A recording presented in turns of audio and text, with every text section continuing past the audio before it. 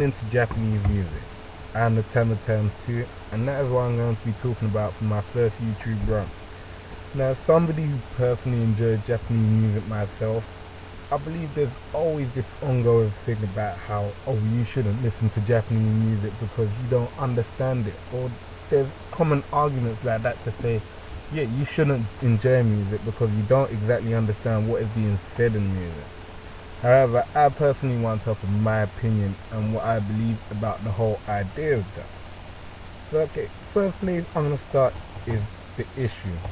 I'll say the main two things that are attached to this issue is that, well, the major argument would be, is that people will say, oh, you can't understand Japanese, so why are you listening to the music? And fair enough, that makes sense. I personally cannot understand Japanese, yet I can still sit down and enjoy a good Japanese song every now and again. I have a lot on my phone, but that's just personally me. I'm not saying that you have to listen to it or accept it, but okay, whatever, isn't it? Now, but then there's also a stigma attached to it these days. I mean, you have this idea of Wapanese and weeaboo, just because maybe you enjoy Japanese music. Maybe it's because you've watched it in an anime and you like that song. Maybe it's not that reason. Maybe you heard it somewhere else. Maybe even somebody Japanese showed it to you. But because you are a Westerner, somebody from the West, whatever country it may be, America, England, South America, they say, oh, you're Japanese, you're weirdo. They might give you that argument. I don't believe this is true. I'll say the rise of Japanese music is probably due to anime. Anime uses a lot. Anime openings, they rarely use original music these days.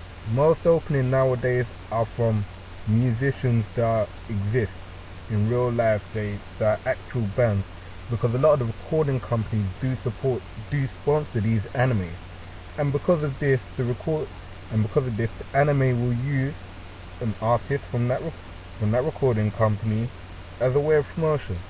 For example, the Japanese group Lark on CL, they had their opening used for the anime Full Metal Alchemist. Now this was a Sony sponsored anime, and Full Metal Alchemist are signed up to Sony Music Japan. They had their song Ready Steady Go was used as the second opening for the series. They had a song Link that was used for the opening of the movie, and they had the song Lost Heaven, which was also used as an ending for the movie. And you can see how it just contributes. It's that if people from the West are going to watch this, they're going to hear these songs and they might enjoy them. They might download them, they might want to listen to them further. So you can see how it rises. I mean, the Japanese seem to have this sort of a coalition, you could say, between TV and anime, and then the music industry. Over there, the music industries, a lot of them do sponsor these animes as a way of promotion by having their artists do the opening or ending theme for those animes. That way, it's a constant cycle of promotion. You hear a song you might remember, it's attached to this anime, why don't I watch it? Or you can hear the anime opening and think, that's a good artist, why don't I go listen to him?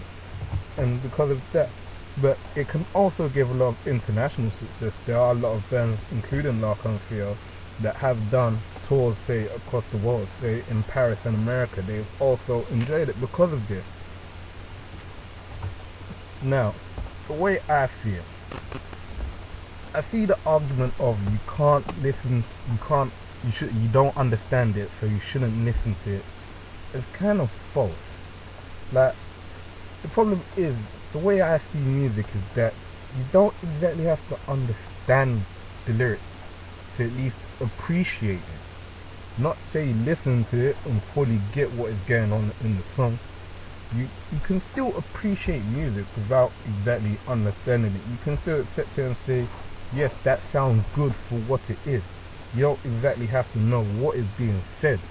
I mean, if you were to take an instrumental of a Japanese song and you heard it, and you say, yeah, that sounds good, what, is there anything wrong in that now?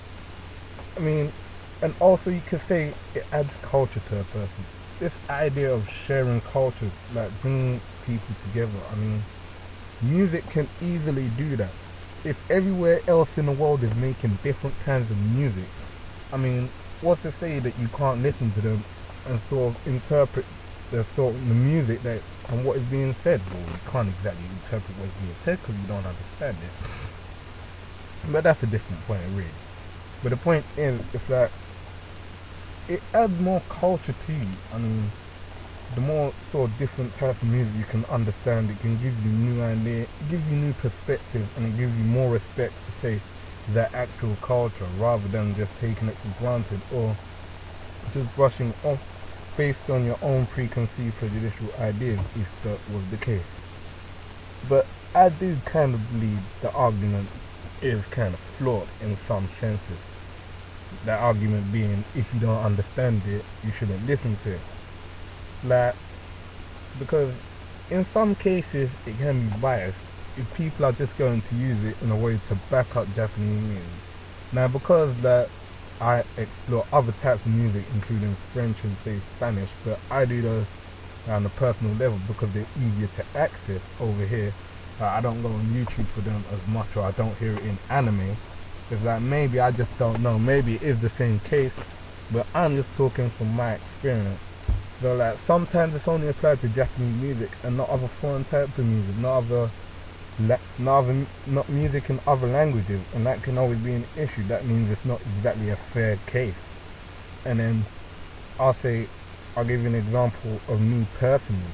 That I come from an African background, and that my original dialect is one that I cannot fully understand yet because it's unwritten. Like, I have to learn it by ear. Like, whenever I'm being spoken to, I just have to grasp what is trying to be conveyed within that.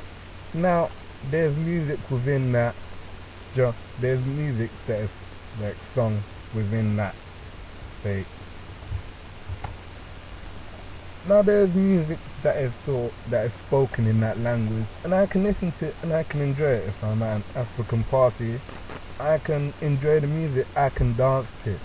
But you see, if we were to take your argument, which is saying that because you don't understand it, you shouldn't listen to it, and it has to be applied in all cases to be fair, should I stop listening to it because I can't understand it? I mean, you can't really. It's like, this is my culture, this is my heritage, it's like, but should I stop listening to this music because I don't understand what the lyrics are exactly saying or what is being conveyed? Somebody can tell me, but if I listen to it on my own, I'm not going to know what it says personally. So what do you say to that? I mean, now a counter could be that, okay, it's your background, it's your heritage, you are African and you're listening to African music, but you have to still look at the argument, which is basically saying you can't listen to music that you don't understand, and I don't understand it no matter how you look at it. Even if it is my heritage and it's done by my people, I still don't understand what those lyrics are saying, and your argument is saying that you shouldn't listen to music with lyrics you don't understand. So what do you say to that? What I say is that enjoy music for what it is.